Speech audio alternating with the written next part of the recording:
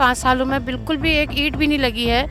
आज वो अपने स्वार्थ के लिए भारतीय जनता पार्टी में चले गए हैं। विकास सिर्फ बागेश्वर के दो चार जगह हो गया होगा, लेकिन ग्रामीण क्षेत्रों में कोई विकास नहीं हुआ। इतने लोग आजकल जीते, इन्होंने हमारे लिए कुछ नहीं करा। विपक्ष भी मजबूत होना चाहिए, नहीं तो सत्ताधारी लोग लोगों को दबाते रहते हैं।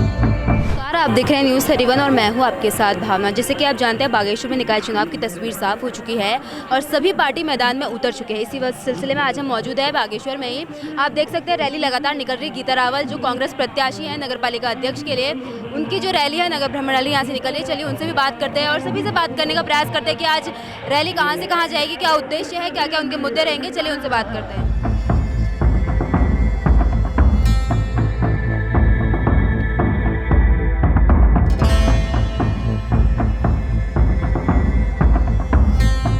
सर गीता रावल जी मौजूद है। मैम बहुत बहुत स्वागत है सबसे पहले आपका। और आज आपकी रैली निकल रही, तो कहाँ से कहाँ तक जाने वाली है? आज हम अपने कार्यालय से, जो कि मंगल वेडिंग हॉल में है, वहाँ से लेके मंडलसेरा कार्यालय तक जा रहे हैं। मैं इस दौरान वार्डों में जा रही हूँ, सभी जगह मुझे लोगों का बहुत अच्छा, हर वर्ग का बहुत अच्छा समर्थन मिल रहा है और बहुत सी समस्याएं हमारे व्यापारी भाइयों की हैं और नगरपालिका का विस्तार हो गया है। जो दूर के वार्ड हैं उनमें कोई भी व्यवस्था नहीं है, पथ प्रकाश की व्यवस्था नहीं है, नालियाँ नहीं है। और जो मेरे पहले कार्यकाल के अधूरे काम हैं, जैसे पार्किंग हो गया, रैन बसेरे हो गया, उनका निर्माण इन 5 सालों में बिल्कुल भी एक ईंट भी नहीं लगी है। बहुत सारे मुद्दे हैं, उनको लेके मैं लोगों के बीच जा रही हूँ। बहुत अच्छा मुझे समर्थन मिल रहा है और मुझे पूर्ण विश्वास है कि यहाँ के लोग मुझे अपना आशीर्वाद अवश्य देंगे और मैं वादा करती हूँ उनके विश्वास पर मैं खरा उतरूँगी। धन्यवाद। बहुत बहुत धन्यवाद मैम। तो इस वक्त हमारे साथ बसंत कुमार एडवोकेट सर, कांग्रेस के कार्यकर्ता भी मौजूद है, इनसे भी बात कर लेते हैं। सर बहुत बहुत स्वागत है सबसे पहले आपका। धन्यवाद। सर जैसे आज रैली निकली है, क्या कहना चाहेंगे इस उद्देश्य में? बहुत बढ़िया लग रहा है और इस बार माहौल बागेश्वर में ये स्पष्ट है कि जो भारतीय जनता पार्टी के प्रत्याशी हैं उनको पिछली बार बागेश्वर की जनता ने, खासकर हमारे पूरे क्षेत्र ने निर्दलीय प्रत्याशी के रूप में जिताकर जो है नगर पालिका अध्यक्ष बनाया था। लेकिन आज वो अपने स्वार्थ के लिए भारतीय जनता पार्टी में चले गए हैं। तो जनता इतनी बेवकूफ़ नहीं है, जनता इस बात को समझती है बहुत अच्छी तरह कि ये केवल वोटों के लिए और किसी प्रकार से सत्ता को पाने के लिए, किसी प्रकार से उस चेयरमैन की कुर्सी पर बैठने के लिए कुछ भी हथकंडे अपना सकते हैं। अन्यथा वो पिछली बार निर्दलीय लड़े थे, इस बार भारतीय जनता पार्टी में चले गए। वो किसी भी दल में जा सकते हैं, उनका कोई विचारधारा नहीं है। इसलिए लोगों ने समझ लिया कि कांग्रेस पार्टी ही एकमात्र ऑप्शन है और एकमात्र जो है हमारे लिए विकल्प है, जो बागेश्वर नगर के विकास के लिए बेहतर कर सकते हैं। मंडलसेरे की खासकर मैं बात करूं, मैं तो मंडलसेरे में रहता हूं। इतने समय से वो नगर पालिका अध्यक्ष बने, निर्दलीय थे। उस टाइम पर भी हम लोग बरसात में अपने घर को नहीं जा पाते हैं। बरसात का समय ऐसा आता है हम अपने घर नहीं जाते हैं। हम लोगों को पहले अपने जो है जूते खोलने पड़ते हैं, उसके बाद जो है हमको अपने बाहें समेटनी पड़ती हैं, वो भी फिर उसके बावजूद भी हम भीग जाते हैं, तब जाके हम मंडलसेरा घर पे पहुंच पाते हैं। नगर के अंदर रह रहे हैं एक बात है, लेकिन नगर के अंदर किस तरीके से रह रहे हैं ये बहुत बड़ी समस्या है। बहुत सारी समस्याएं हैं, क्योंकि समस्याएं गिनाएंगे तो ये समझ लीजिए कि आपका जो है कम से कम आपको 1 घंटा 2 घंटे का हमको समय देना पड़ेगा। इसलिए मैं समझता हूं कि नगर में जो है नगर को नगर की तरह होना चाहिए और नगर की तरह बनाने का जो विकल्प है, नगर की तरह जो बनाने का काम कर सकते हैं वो केवल गीता रावल जी कर सकते हैं, ऐसा मेरा मानना है। मेरी बहुत पुरानी सोच थी कि नुमाइश के खेत में जो है ना, जो ग्रास है, ग्रास होनी चाहिए, क्योंकि धूल उड़ती थी।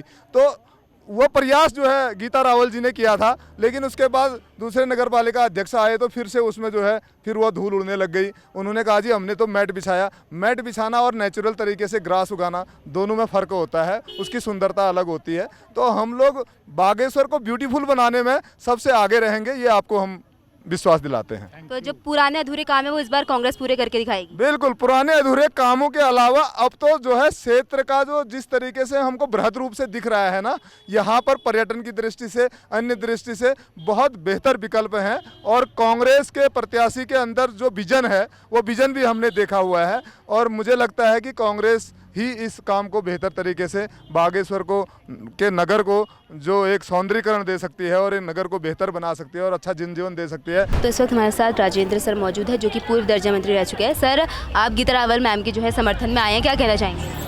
देखिए, ये चुनाव बागेश्वर में कांग्रेस जीतनी जा रही है। इससे पहले जो आज भारतीय जनता पार्टी जो अपने विकास के दावे कर रही है, ये बिल्कुल खोखले दावे कर रही है।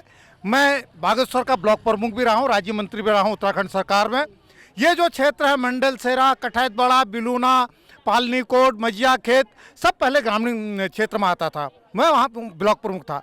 उससे पहले लोगों को रोजगार मिलता था मनरेगा के हिसाब से, किसी के गांव के लोगों को रोजगार मिलता था।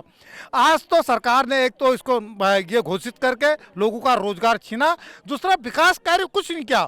विकास सिर्फ बागेश्वर के 2-4 जगह हो गया होगा, लेकिन ग्रामीण क्षेत्रों में कोई विकास नहीं हुआ। आज बागेश्वर की जनता पूरा परिवर्तन चाह रही है। बागेश्वर की जनता कह रही कि गीता रावल जी को हम एक मौका देंगे। एक अच्छी सुशिक्षित पढ़ी लिखी महिला है और अपने उस पर जो उसके वचन है उस पर अडिग रहती है, कभी इधर उधर हिलचिल नहीं करते, न दल बदलती न पार्टी बदलती। लेकिन आज गीता रावल लोगों के दिलों में है, सारे युवाओं के दिलों में है, बागेश्वर की जनता के दिलों में है। आज हमारे बीच में हमारे जो यहाँ के विधानसभा के प्रत्याशी है बड़े भाई बसंत कुमार जी भी आ गए हैं, उनको मैं बहुत बहुत धन्यवाद देता हूँ। उनके आने से एक और माहौल यहाँ पर पैदा हो गया है, एक जोश आ गया है कि बसंत कुमार जी यहाँ पर आ गए हैं और हम आपको विश्वास दिलाना चाहते हैं, हम हजारों वोटों से इस चुनाव को जीतने जा रहे हैं और बागेश्वर की जनता का बहुत बहुत प्यार हमारे ऊपर बन रहा है। मैं बागेश्वर की संभ्रांत जनता से, जो नगर पालिका की जनता है, उनसे अनुरोध करता हूं कि एक बार परिवर्तन भी होना चाहिए, परिवर्तन का दौर आना चाहिए, क्योंकि विपक्ष भी मजबूत होना चाहिए। नहीं तो सत्ताधारी लोग लोगों को दबाते रहते हैं, अपने जो झूठे वादे हैं वो थोपे जाते हैं। मुझे विश्वास है कि बागेश्वर की संभ्रांत जनता परिवर्तन जरूर करेगी। धन्यवाद। सभी भाई बहनों से हमारा विनती है कि इस बार इन्हों को हमने आगे बढ़ाना है और हम लोगों को रोजगार मिलेगा, पानी मिलेगा। और इतने लोग आजकल जीते, इन्होंने हमारे लिए कुछ नहीं करा और आपके लिए करूँगा करके बोला। हमारे बस्ती में पानी तक नहीं है, अभी तक हमारा पानी लगाया था गीता जी ने, वो भी इन्होंने मतलब बंद कर दिया।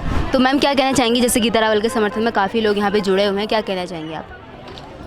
मैम, सबसे पहले तो मैं कांग्रेस पार्टी का बहुत आभार व्यक्त करना चाहूँगी, क्योंकि हमारे गांव में बहुत सारी समस्याएं हैं जो कि पहले पूरी नहीं हो पाई हैं।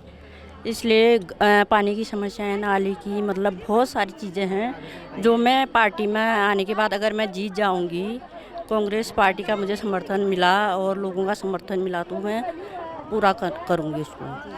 मतलब कहीं ना कहीं आप कह रहे हैं कि पहले कार्य जो है अधूरे रह चुके हैं और अब गीता रावल जी उन्हें पूरे करेंगी। जी जी हाँ, गीता रावल जी भी पूरा करेंगी उनको। हम सब मिलकर कंधे से कंधा मिलाकर हम अपने गांव का विकास करेंगे, अपने वार्ड का विकास करेंगे और अपने नगर का विकास करेंगे।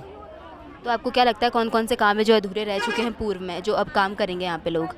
मैम, बहुत सारी नालियाँ भी रह गई हैं और उसके बाद पानी की तो सबसे ज़्यादा परेशानी है, क्योंकि खुद मैं कैंडिडेट हूँ, मेरे घर में पानी नहीं है, कोई कनेक्शन नहीं है। और जो गरीब जनता है, पानी के लिए सबसे पहले पानी चाहिए उनको। अगर पानी नहीं होगा तो क्या होगा, और कोई काम होगा ही नहीं। मैं यही बोलना चाहूँगी, अगर जनता ने सपोर्ट किया, हम ये काम को आगे बढ़ाएंगे और अपने शहर को, अपने गांव को ठीक से रखेंगे। तो पूरी रैली में आपने देख ही लिया कि क्या कहना था गीता रावल का और जो अन्य कार्यकर्ता थे और सभी लोगों का भी क्या कहना रहा है इस रैली में। और इनका कहना है कि विकास के लिए गीता रावल को ज़रूर वोट देंगे। फिलहाल इस रिपोर्ट पर इतना ही। ऐसी तमाम रिपोर्ट्स के लिए बने रहे हमारे साथ। कैमरा पर्सन जीतू के साथ मैं भावना। धन्यवाद।